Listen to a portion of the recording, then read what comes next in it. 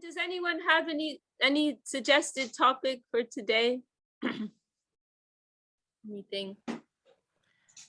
Well, if nobody has any topics, I would have two suggestions.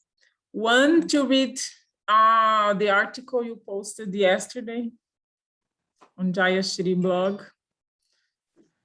If we could do this together, or also I have one question that in Bhagavad Gita, jñānī, it is written as a self-realized person.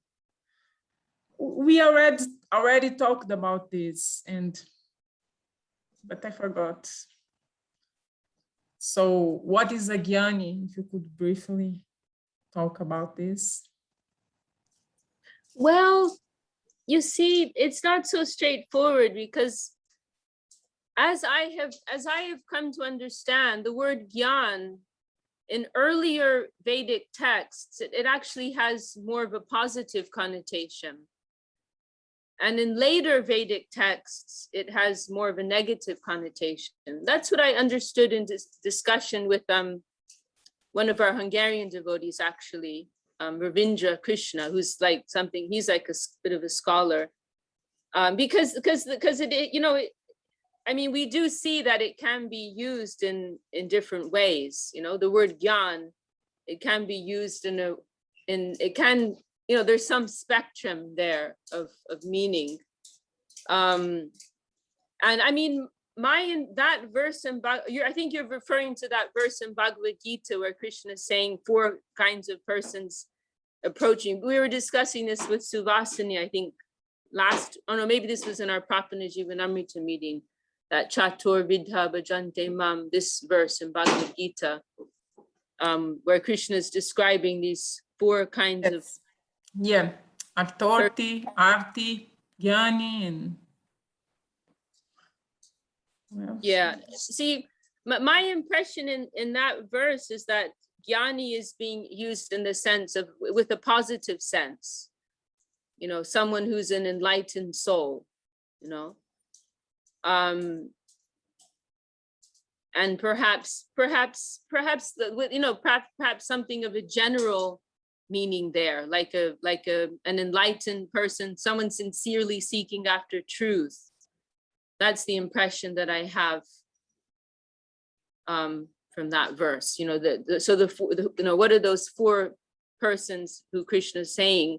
Someone who's suffering, someone who is seeking wealth, some material gain, someone who's curious, and then the jñānī, the self-realized soul. So within that context, it seems that when he says they're jñānī, it means it in a positive sense. Like a sincere seeker, because the previous 3 categories, there's some negative connotation there. You're just seeking because you want something, or you're curious, idle curiosity. There's some, so then the last category is the only one left for like the sincere seeker, right? Of which there must be some. So in that context, but then in other, we need to ask one of our scholars like Ravindra or Lalita Madhava, but in a text like Bhagavad Gita, I think, the word jnān is used in a positive sense. Bhagavad Gita being one of the more early texts, whereas in texts like Bhagavatam, which come later, it's used in more of a negative sense. And in many of our, Bengali texts, the word jñānī is used, with very negative. It's like a jñānī, it's like a dirty word, because the connotation before with jñānī, it was something like something that had a broader meaning, like something more like pertaining to consciousness. Had more of a connotation like that, whereas like in Bhagavatam, like for example, there's that famous verse in the Ramananda Sambad, Yane Prayasha Mudapashya Namanta Eva Jivan, Bhagavatam, remember, it's like it's the last Vedic text. So it's coming later than many of the other earlier ones. And so in Bhagavatam, in that verse, like the giving up jnana is being celebrated. Give up the endeavor for jnana. And there jnana has the connotation of dry knowledge, being too attached to the theory, or in a more general sense, approaching with some calculative mentality, seeking after liberation, all of these things. So yeah, we see that in Bhagavatam, but in earlier texts, it's not always expressed in such a way. So and also there is one, I think it's Upadeshamritam, the last verse, like Srila Rupa Goswami, he puts jnānī after the karmis, they are more dear to the Lords. This just came to my mind. In Upadeshamrita? I think the last verse. Oh, I don't know if it exactly means more dear to, but I mean, perhaps from one angle of vision, you could say that. But my impression from that verse was that it was that like from a particular angle of vision, you can say it's a more refined approach to the Lord. If you're looking like from one point of view, in terms of gradation, jnana is higher than karma. That because it's more subtle. Mm-hmm. So moving from karma to jnana, it can be an upgrade. And that is, that's also the outline that is seen in Bhagavad Gita. But that is one angle of vision. From another angle of vision, we're told sometimes that jnana is more dangerous than karma because it is more insidious. It leads ultimately to a spiritual suicide. And there's an arrogance that is often associated with cultivation of jnana. So from another angle of vision, it is mentioned like that, that jnana is more dangerous. And, karmis are in a better position. So yeah, but I would need to look at that verse to see exactly what Krishna is saying there. But what I remember my impression being was that Rupa Goswami was presenting this as like a development there, one way of appreciating a gradation of development, but it's not like the final say on that subject matter. I think I heard some class and someone said this, but I think I have it the transcription. I'm going also to look for it. I mean, written. I mean, again, also it depends how we're defining the word jnana, because because jnana, it can be like a one step along the way to bhakti. Welcome, Karan. Great to have you with us. It's been a while, joining us from Calcutta. It must be late there, around 11 or something like that, I think. Yeah, I mean, it can be an upgrade, realization of oneself as a spirit. So 11:15, okay. In Bhagavad Gita, there's that verse, that famous verse in the 18th chapter, Brahma Bhuta Prasanatma na shochati na kankshati.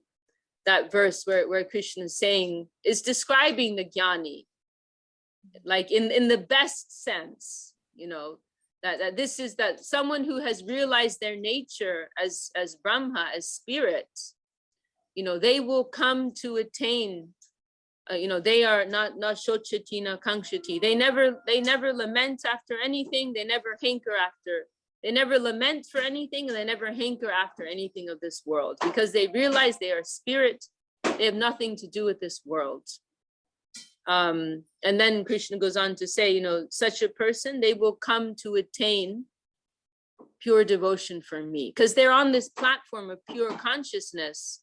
then whatever they get after, if they go forward, whatever they get, it will be something pure, because it's not mixed with anything of this world.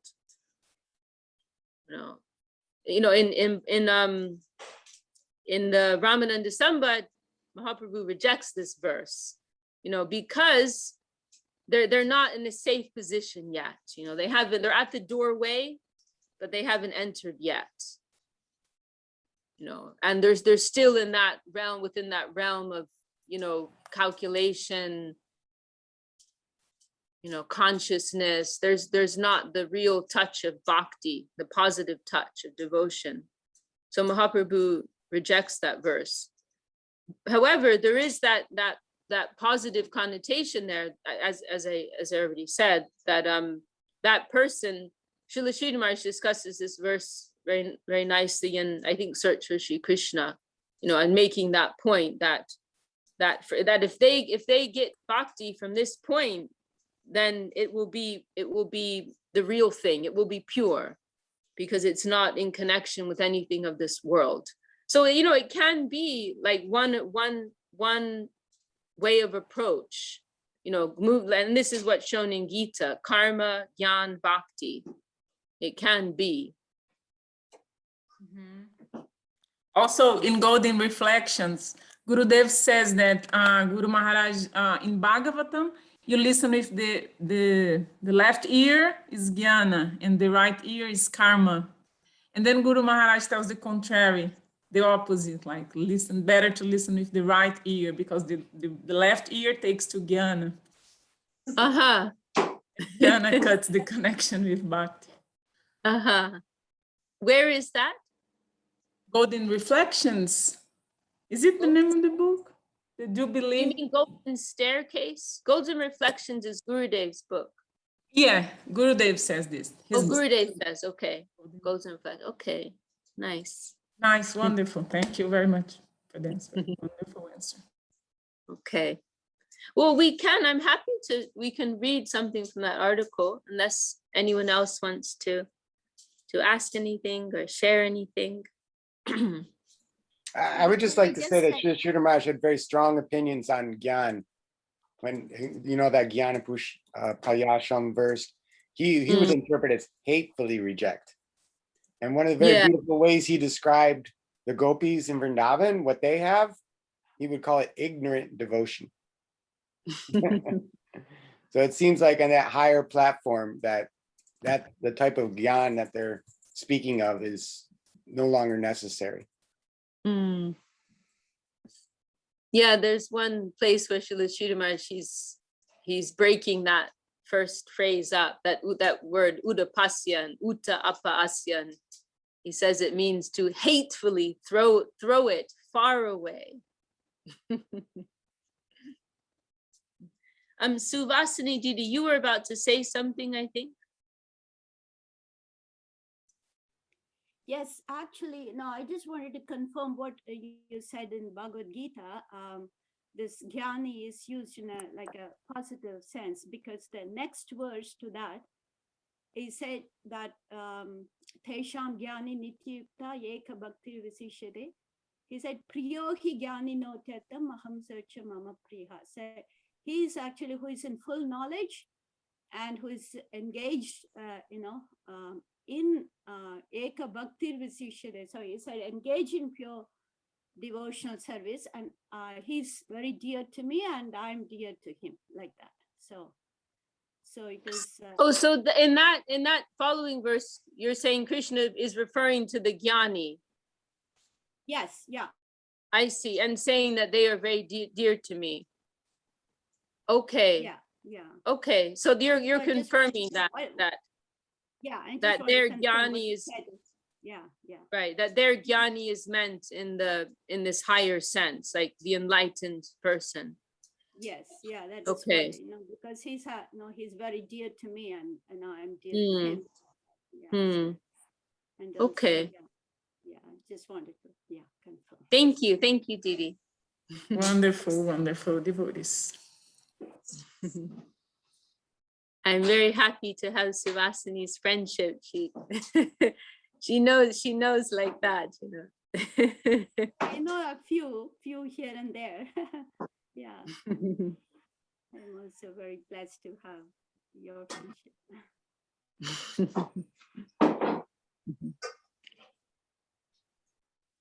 Okay.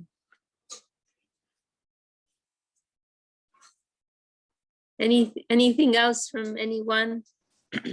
Didi, I tried to find your blog, then I find the name jayshri.org, and I tried, and there is a list of Jayashri, but I did not find you.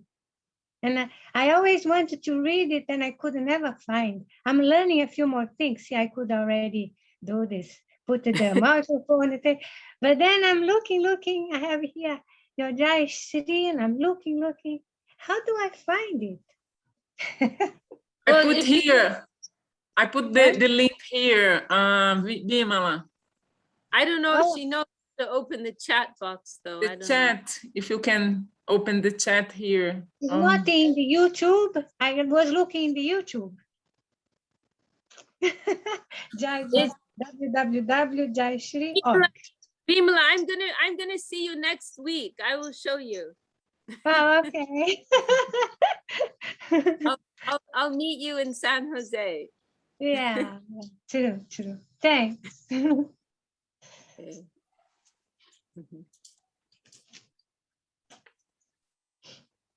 Well, okay. Yeah. You know, I mean, actually, you know, we should, yesterday was such an important day, you know, and I'm feeling like, you know, I should say something about Param Guru Maharaj, but I also feel very unqualified, very shy to do that. So I was trying to avoid it. But yeah. But yes, yesterday was divine disappearance day of our grandfather Guru, and you know Gurudev, he mentioned how these days of disappearance, they're very valuable for us, because as Srila Sridhar Maharaj explained, the union and separation, it is the highest realization. And of course, we cannot hope to have that, you know, such a divine sentiment in our heart, but some touch may come, and there is special mercy in these days, you know, and by honoring them, honoring these days, then, you know, something may come into our hearts by the grace of the Guru and Gauranga. And we cannot say anything properly. You know, we are, you know, very neophyte children, you know.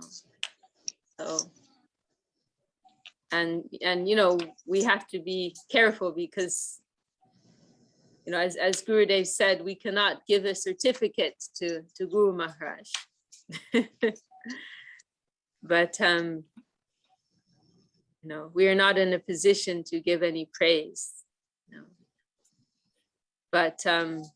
But one thing in my mind, which I wanted to express, is that one thing that we learn from Srila Sridhar Maharaj's example is, you know, how he was always, he always showed this, he always showed a very profound example of humility.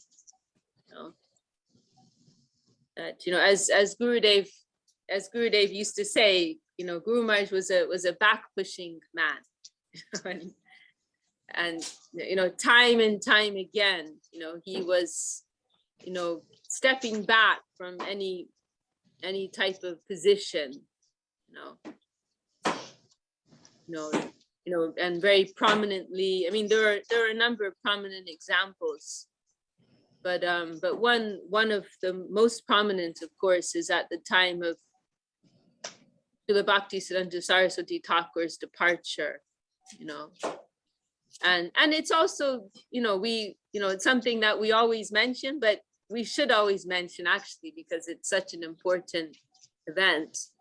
You know, when Srila Saraswati Thakur requested Srila Sridhar Maharaj to sing Shri Rupa Manjari Pada, and he was, you know, was very, very deliberate that he asked Srila Sridhar Maharaj. He actually, you know, he called for Srila Sridhar Maharaj to come, and Srila Sridhar Maharaj had just gone to take rest. This is the middle of the night, you know, and Srila Saraswati Thakur deliberately called for him and requested him to sing this Shri Rupa Manjari Pada. So it was clear that he specifically wanted Srila Sridhar Maharaj to sing that song. But Srila Sridhar Maharaj hesitated, you know, he felt that shyness, you know, and then somebody else was going to sing instead, and then Saraswati Thakur, he reaffirmed, you know, he interrupted, no, Sridhar Maharaj, you know, he will sing this song. You know. And then again, you know, after the departure of Prabhupada Saraswati Thakur, then you know, many of Srila Sridhar Maharaj's godbrothers, they wanted him to become the president, you know, of a new mission. You know, the Srila Sridhar Maharaj, he initially was nominating one of his godbrothers to take a position like that within the Gaudiya Math, but things were just started to break apart, and that person proved themselves unworthy.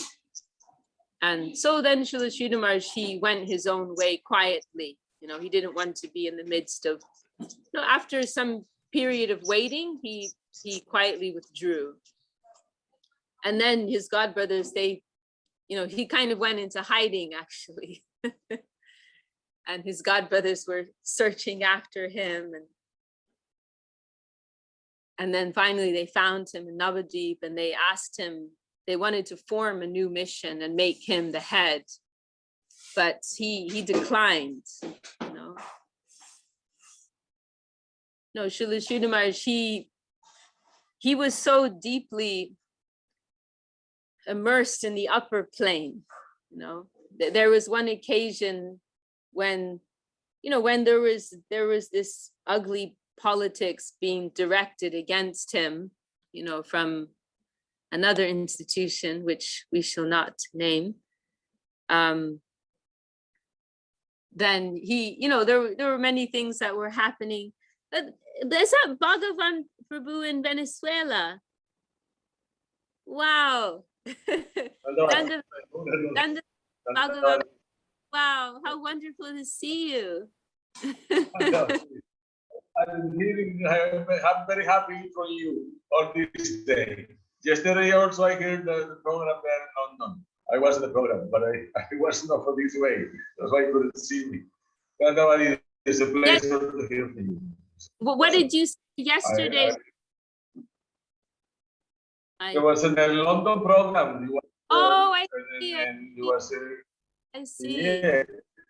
I see. And yes, where are you now exactly? In Venezuela, there's a Barcelona, it's a city by the sea.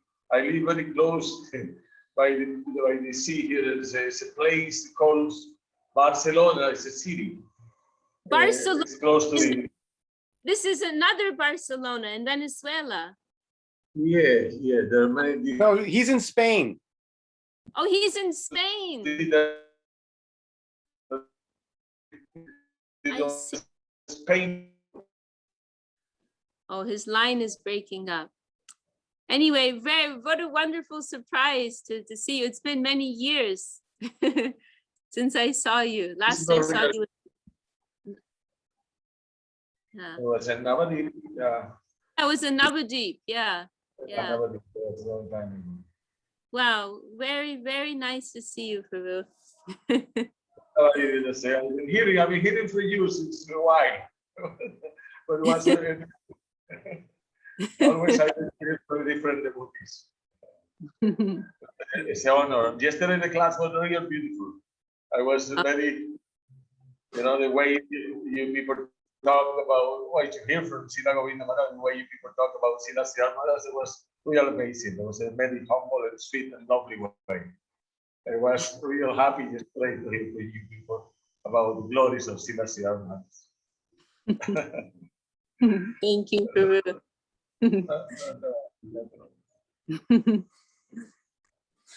Okay, so yes, I always see you talking about Krishna Katha, so you are always happy and very happy. well, I'm happy to have the darshan of the Vaishnavas. That's the best thing in life. Yes, yes. We depend on the Vaishnava's place. That's why I'm always trying to be around. So let's see, what were we saying? Srila Sridhar Maharaj. Oh yeah, there was this, you know, we all know this history when there was this ugly, you know, disrespect that was coming to Srila Sridhar Maharaj. And there's one recording where somebody's representing, you know, it was very bad. At one time they made a ban, nobody can go to see Sridhar Maharaj, you know, very ugly things. And there's one recording where somebody was representing some of this to Srila Sridhar Maharaj. And Srila Sridhar Maharaj, he said, you know, what can they do to me? You know, my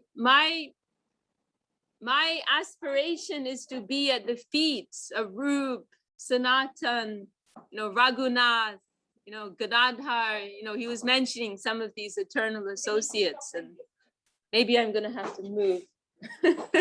There's some, I think I can move into the temple room now. So that they're having the arti. move around here.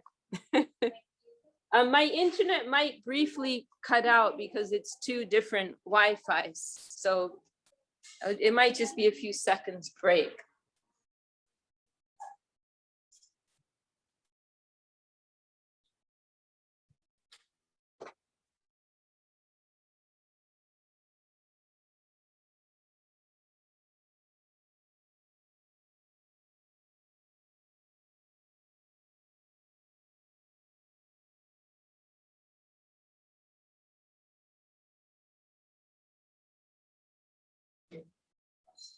Okay, we're back. So here we are in Mahaprabhu's room. Shishi Guru Grangaradha Giridharichu. So and Varun has also joined us. Welcome, Varun.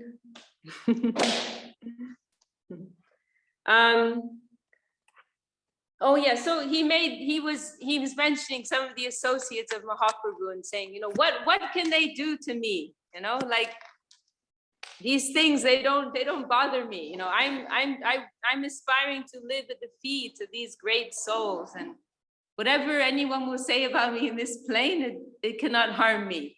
You know, there is no harm to me. No, this is where he was always living, you know, in such a high plane of consciousness.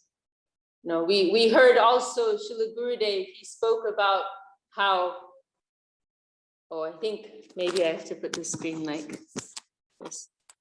Sorry, working out technical difficulties here today. We also heard how Srila Gurudev, he described how during the time of Mahaprabhu's sannyas Leela, you know, there are those 3 days when Mahaprabhu's wandering in trance, you know, without eating or sleeping. He's, you know, after taking sannyas, he's in this ecstasy and expressing that he wants to go to Vrindavan. And you know, the period of Mahaprabhu's sannyas, for persons like ourselves, it is a festival. You know, why? Because Mahaprabhu took sannyas to save the people like us, you know. So, you know, often this is something that it's celebrated as a happy festival. But Srila Sridhar Maharaj, you know, he was in the mood of a Navadvip Vasi, of a resident of Vrindavan. And for them, it was very sad that Mahaprabhu would leave, their company in Navadvip. And so Srila Sridhar Maharaj, he showed this mood of sadness at that time. It is painful for them to see Mahaprabhu shaving off his beautiful curling hair and his beautiful dress and losing his company in Shiva Sangan, all of these things. So it is Srila Sridhar Maharaj refers to it as a tragedy of separation. And so we heard Srila Gurudev describe how Srila Sridhar Maharaj during those 3 days, he told the members of the Math, try to practice in a more of a simple way. The prasadam would be more simple during that time. And Srila Sridhar Maharaj would retreat to his room, and he would show this mood of sobriety and sadness. And Gurudev also mentioned how he would observe how Srila Sridhar Maharaj, he was following Mahaprabhu within his mind. As Mahaprabhu was wandering in trance, Srila Sridhar Maharaj was following him. And he would sometimes express like, oh, now Mahaprabhu has reached this place, now he has reached this place. He was so deeply living within that higher plane. And as a result of that, he really did not want anything that this world had to offer, So we see on, many different occasions, that he refused, some position, some honor. Oh, another example, which is earlier, is, how Prabhupada Saraswati Thakur requested him to go to London for preaching, which was, that was a very prestigious thing, to be sent personally by Saraswati Thakur for this very important mission of preaching in the West. And Srila Sridhar Maharaj, he humbly declined, and he had his reasons, he expressed that he could not follow the intonation. He knew English very, very well, but he was not familiar with the intonation. And also because of his Brahminical nature, he would find it difficult to mix closely with the Westerners, as would be necessary in the context of, preaching in the West. And we are very fortunate to have had Gurudev in that respect, because Gurudev, he just went past all of that. Gurudev came from a Brahmin family also, but Gurudev, he didn't think about that at all, and he would sit and eat with the Westerners, he would interact very closely with the Westerners. But anyway, so Srila Sridhar Maharaj, he declined that request and opportunity to preach in the West, and he gave those reasons. And then later, his godbrothers heard, and they were surprised, like, oh, he refused something like this, like this is such an opportunity. And somebody asked him, like, you don't have any desire in your heart to become a world preacher? No. And Srila Sridhar Maharaj said no. And he said, if the Vaishnavas will simply consider me to be a sincere servant of Mahaprabhu, then that is my happiness, that is my wealth, that the Vaishnavas will think of me in such a way. There's one, actually I should have looked it up for this, because I wanted to mention it today. There's this one place where Srila Sridhar Maharaj speaks very openly about this nature that he has, not having any interest at all in any position. And he mentions one thing there which is quite extraordinary. He says that since my childhood, if anybody would come to praise me, I would feel some pain in my heart. He says like that.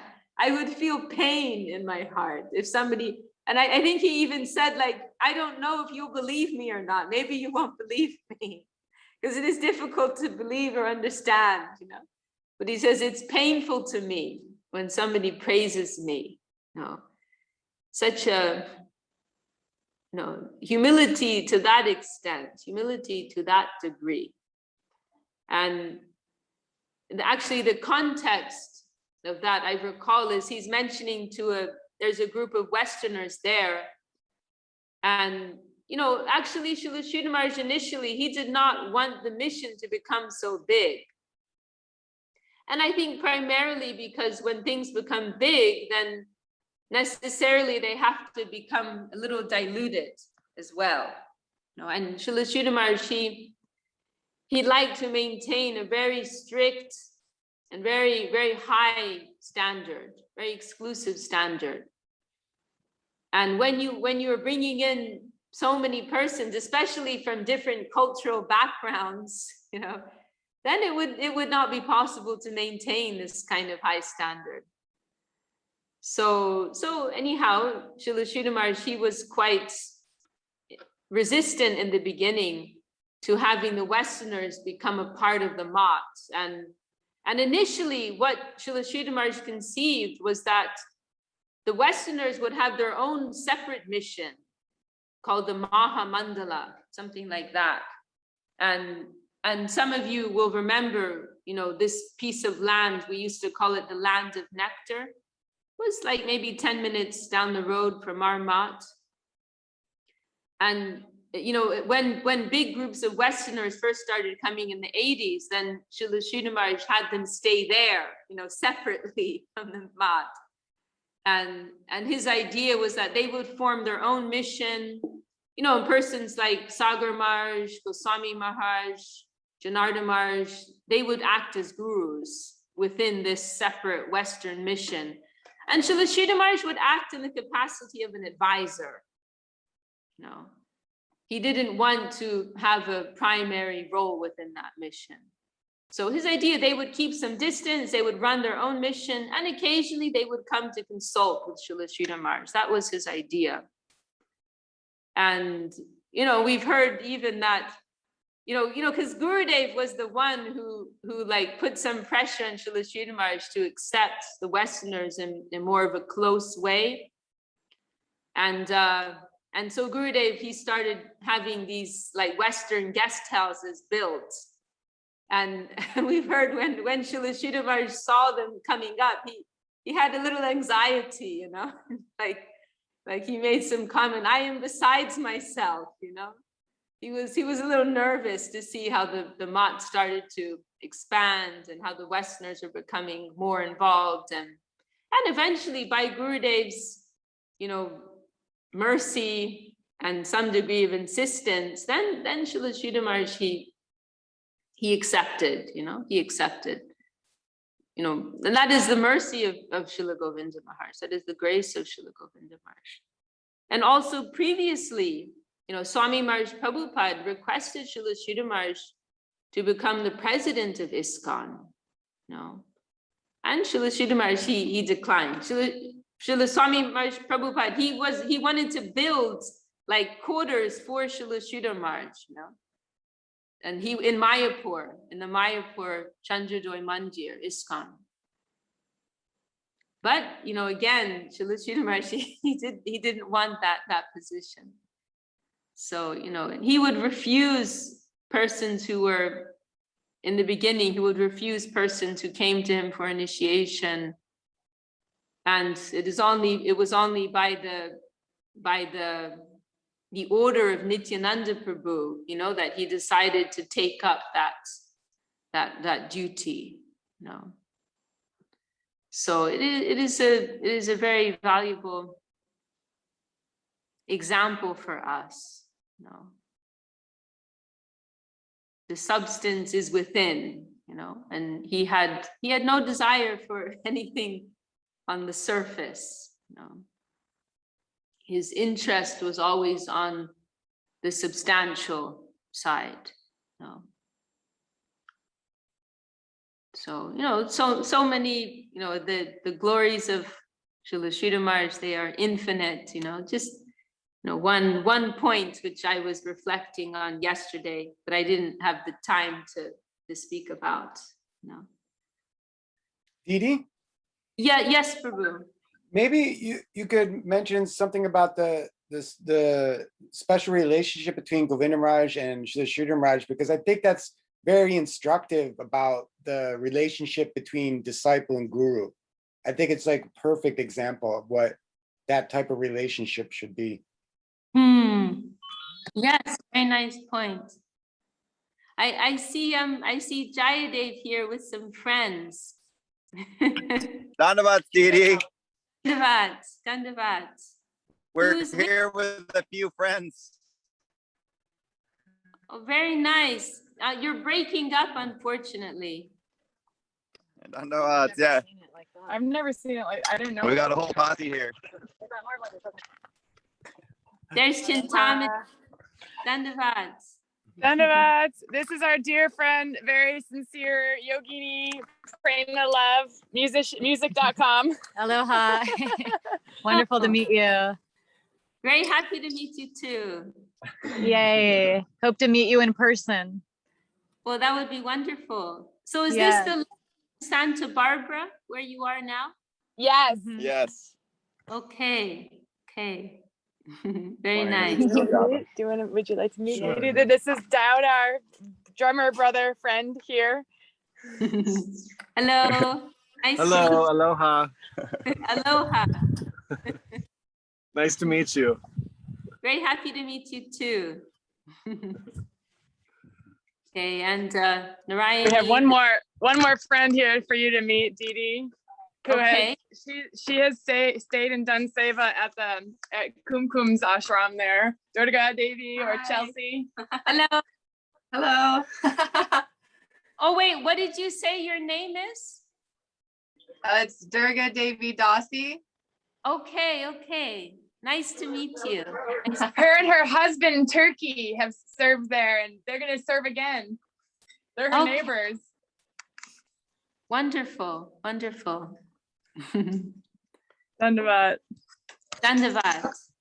And let's see, also Narayani has joined us. Dandavad, Narayani, happy as always to have you with us. Dandavad. Chinmoy Prabhu, you please you say something on that point. Well, just one thing I can say, because I've heard Gurudev say it over and over again, always is saying, I have no quality, I have no qualification. We know this not to be true, but he is feeling that because he is getting everything from his Guru Maharaj, from his Gurudev. That was his feeling always, that whatever good quality is coming to him, or good fortune, it's coming through Guru Maharaj. And also, he always expressed as well that he felt fearless. He was fearless because he had the backing of Guru Maharaj. He had faith in Guru Maharaj, and so he could go into any situation and have no fear. Jai. No, one thing that Shuddha Shaula Prabhu mentioned once, which has always stuck with me, is that he mentioned how Gurudev, he showed a very perfect example of what it means to be a disciple. In a very Gurudev showed this in a very prominent way. I mean in the sense that his whole life was a demonstration of that. And it's something that is more clearly expressed in Gurudev's pastimes in this world, even more so than the other acharyas, other great acharyas in recent times, in the sense that, Srila Swami Maharaj Prabhupada, of course, perfect disciple, but in terms of practically seeing an illustration, he didn't actually have so much physical association with his guru. And Srila Sridhar Maharaj also fully surrendered and very close, very intimate, but he was also part of a big mission. And in a physical sense, there wasn't so much intimacy and so much time that they had together. But in the case of Gurudev, his life it's a very clear example in the sense that like Gurudev came from a very young age, 17 years old, a teenager, and he surrendered at that time. And then like at every step of their relationship, there's a teaching there for us. There's an example of what it means to be a disciple, what it means to be surrendered. From the moment of their first meeting, and Srila Sridhar Maharaj asking Srila Govinda Maharaj, can you follow me and not your minds?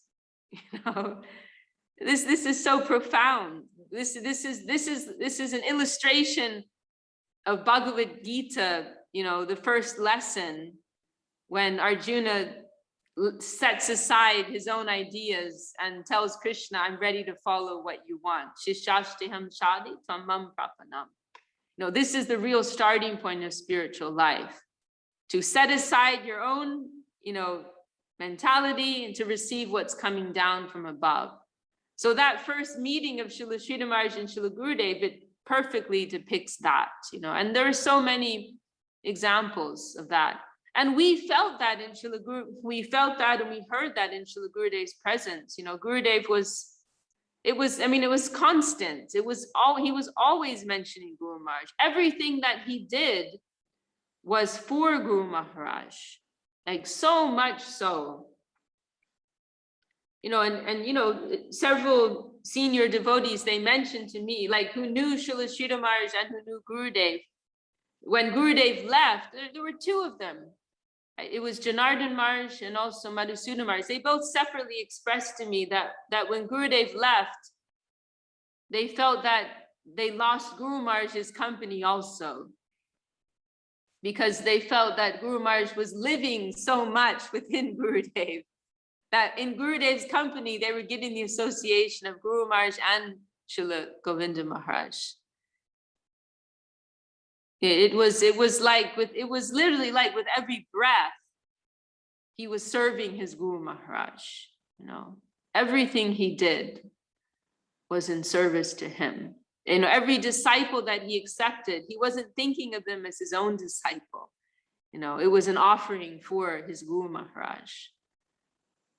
That was something very, very, that was at the core of his being, and that was at the base of everything that he did. So that example is so powerful for us, so wonderful, so valuable for us, and gives us something to try to follow in whatever small degree we are able to.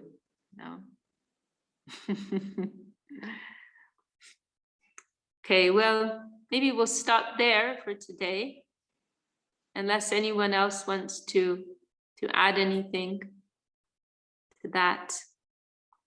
There is a question in the comments section from Karan. Oh yeah, okay, let me see here. See the chat. In Krishna consciousness, how can one do seva without I, the ego? Very nice. Well, we can't get rid of that in the beginning. We cannot get rid of that right away. It's not going to be overnight. And really, it's necessary for us to have association and to have service life, because it's only in the course of that these more and more subtle expressions of the I can come out. And we, just to be, the first thing is we have to become aware of them, actually, because this is something that can very subtly pervade our activity and our service. We may think that we are surrendered, but then, some test comes along and we realize that we're not, like theoretically in our mind, we may think, oh yeah, like I'm fine, I don't have any ego. I'm just doing this to please the Vaishnavas. But then something maybe we don't get acknowledged, or maybe somebody dismisses our service, or, you know, so many things can happen. And then we feel that reaction within ourselves, you know, well, why didn't they mention my name? Or why didn't they appreciate what I did? You know, these things, they come out. So,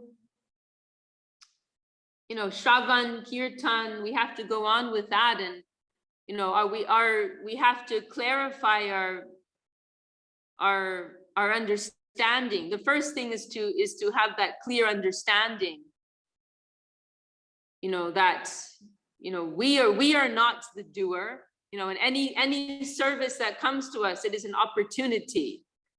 You know, actually, there's only one servitor of Krishna. You know, that is Srimati Radharani, and she is coming to us through Gurudev. And so everyone else, they're just instruments. You know, so to have any service to do, you know, that is a great privilege, actually. You know, Saraswati Thakur, he used this Latin expression, major domo, means like a housekeeper. He said, Srimati Radharani, she's the major domo. She's the housekeeper of all of Krishna's affairs. And so it's a privilege to have any part to play in that, you know, within that domain of service to Krishna and Krishna's devotees. It is a privilege. And we want to try to conceive of ourselves as instruments. So if some service comes to us, we will, and we're able to perform it nicely, then we will think it was a privilege, it was mercy of Guru and Vaishnava that we could have this opportunity. We will not think that, you know, we are benefiting others, or that we did it with our great capacity. You know, but we are living on mercy. And whatever Sridhar Maharaj, he's commented that the Vaikuntha Sampad means the wealth of Vaikuntha. And here Vaikuntha in a broad sense, you know, including Goloka. He said it is very flickering. The wealth of Vaikuntha, it is very flickering by nature. And whatever has been extended, it can also be withdrawn. If we are no longer a suitable receptacle, if we are no longer a suitable recipient of that, holder of that, then it will be taken away from us. You know? So we must be so careful. We must be so careful.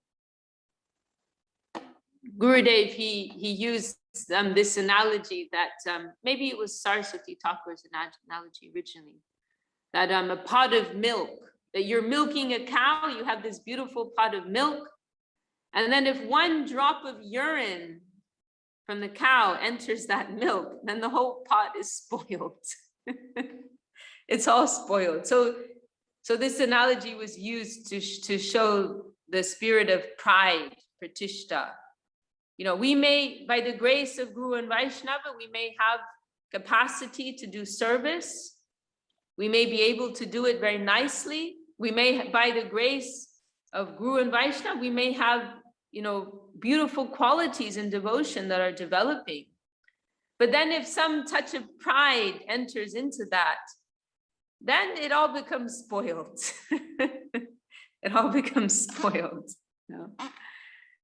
So we have to be very careful, and at every step, we have to try to maintain this mentality that we are living on mercy, we are living on grace.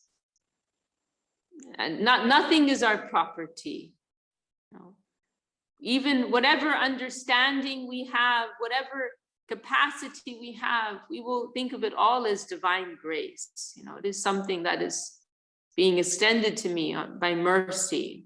I don't deserve this. It's not my property. It doesn't belong to me. And that was something that Srila Sridhar Prabhu used to say, which I appreciated very much. No, in terms of the conception, I'm not talking in terms of like, you know, physical resources. That also, of course, but in a more subtle sense, I'm speaking of the conception. You know, the conception the ideals which have been extended to us, the realizations of our gurus that we've had the privilege to hear, they are not our property. Even in going to represent their conception, we will do so with care and humility, because it's not ours, it's theirs. Whatever understanding we have, a realization, whatever, it's all their property. It's all being extended to us. It's mercy, it is grace. If we're always living in the relativity of our divine guardians, then we will be safe, you know? If we always have that feeling, I'm at the foot of my Guru Maharaj, I'm at the foot of my Guru Dev, if we always have that feeling, then we will be safe. No.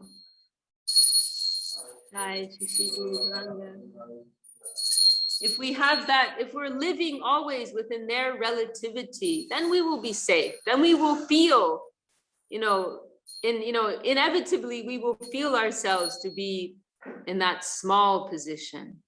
Just like if we're standing in front of a big mountain, then we feel very small, So if we're always living in the consciousness, I'm at the feet of my Guru, I'm at the feet of the Vaishnavas, I'm at the feet of Mahaprabhu, Nityananda Prabhu, then we will be safe, Then that dirt cannot touch us. So then, we are aspiring to be instruments. That is the greatest attainment of our life, to be an instrument, that we can be used by our guardians in their purpose. So, these are things that we must, remind ourselves, meditate upon on a regular basis.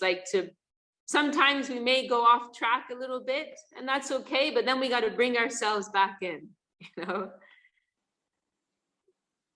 and we'll be okay. And then to actually, if we have the opportunity, then it's very helpful to be out there on the fields and actually coming up against these situations, interacting with other devotees, carrying out some service. Then these things come out of us and we realize, oh, I have this kind of ego and I have that kind of ego. So that is a valuable opportunity, because we can live in a cave and we can practice humility, tolerance, and respect very nicely. But then once we're outside of the cave, then it may all go out the window. So yeah, those are my thoughts. Karen, is that helpful?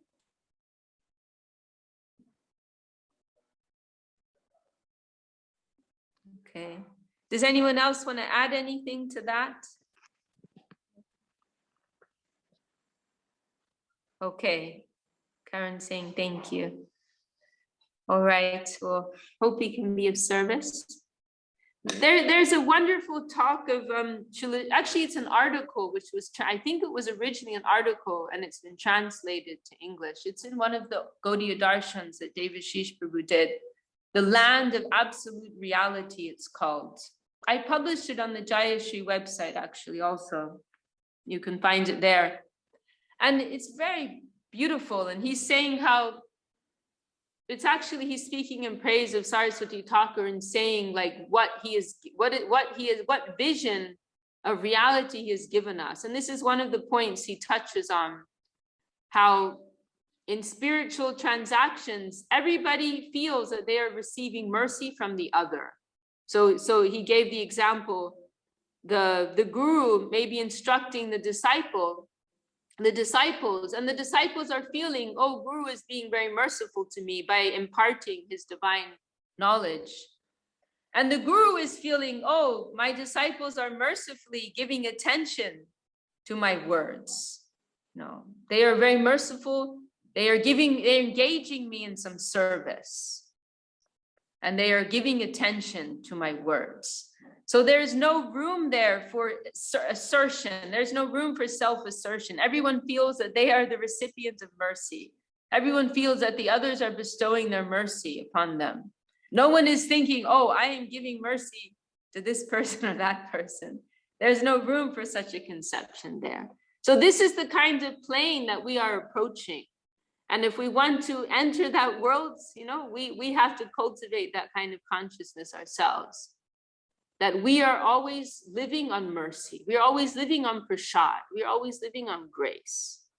And there's no room for self-assertion. There's no room for that egoistic mentality.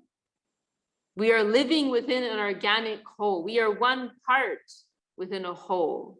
And we are receiving mercy from all of these other parts. You know? We are full of so much gratitude to be a part of this beautiful whole, that we are being accepted here, and we are being engaged here, that we have this touch of such high beauty and love. You know? Thank you, Chinmoy Prabhu. Prabhu's just posted in the comments here a link to that article. Very highly recommended reading. Very, very beautiful. He mentions another nice example there of Sudama Vipra, how Sudama, you know, Krishna, he gives this amazing palace to Sudama, right? But when Sudama goes home and sees it, he's not thinking, oh yeah, now I'm gonna party. In one sense, for him, there's no change. He's living always in this mentality of service. So whether he's living in a small little hut or he's living in a palace, he's living in the mentality of service. So he receives this palace with this service-centric attitude, as Srila Sridhar Maharaj says, that he's not taking this for his own enjoyment or his own self-establishment. He's taking it for service. Okay, I'm going to stop there. I don't want to talk too much. Never. Well, I think there's a point where your brain, you know, you can't listen to somebody for so long, you know, you just start. So, but my gratitude to all of you for giving me your company, keeping me engaged, and I'm very blessed. Sweetie, we're so looking forward to seeing you here. We're glad you're traveling again. Oh, I'm very excited too. You know, actually, I just realized that and I didn't think when we were looking at tickets that I think next Monday I'm actually traveling. My flight is Monday at 2 p.m. here, right? So I don't know what time do I arrive in San Francisco? Maybe Yes, we'll postpone next Monday. Next Monday we'll just skip and okay. do the next Monday because you'll be traveling that day. It'd be difficult. Yeah. I think it's not going to work. So we'll resume Monday after next. Yeah. Okay. Okay. Dandavat pranams to all of you. Jai Vishakha Devi Dasi ki Jai. Jai Srila Gurudev. Jai Vaishnava Vrinda ki Jai.